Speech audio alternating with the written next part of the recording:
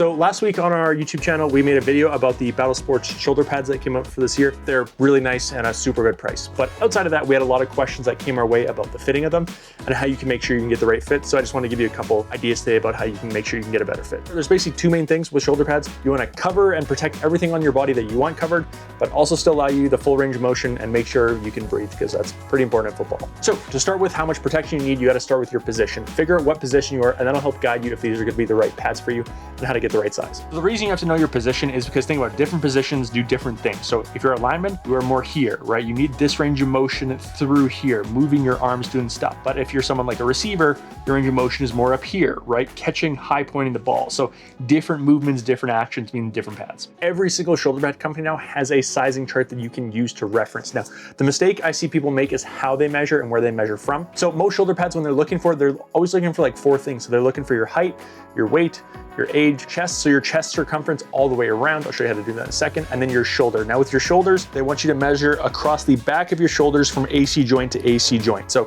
don't go on the front, go on the back, because that's what they're actually using. What they recommend you use is a flexible measuring tape, but not a lot of people have those. So people try and use just a normal measuring tape, but it doesn't actually give you it right, because a normal measuring tape doesn't really conform to your body. Like your chest isn't like Kim Possible here. That's not gonna work. So instead, take a belt, say if they need your chest measurement, wrap the belt all the way around, figure where it goes too tight. Mine is literally this entire belt. Unravel the belt and then hold the belt up with your tape measure, and that gives you your chest. I have a 43 chest. Nice. Now that's gonna get you most of the way there, but trying things on is obviously the best way to do it. The best places to pick these pads up right now for Battle are either gonna be on Battle's website or Dick's Sporting Goods website. And if you wanna try them on, go into a Dick's Sporting Goods, because they have the stock there, so that way you can try them on, make sure you get the right fit. Try them on, use the sizing chart and your weight and position, all these things as factors, but get them on your body and make sure they fit how you want them to. Now, if you're having to tighten the belts to the point in here where like you can barely breathe to get these things to fit, they're the wrong size, grab another pair. You can also tell if a pair of shoulder pads is the wrong size by when you get the belts actually as tight as you need them. If you feel like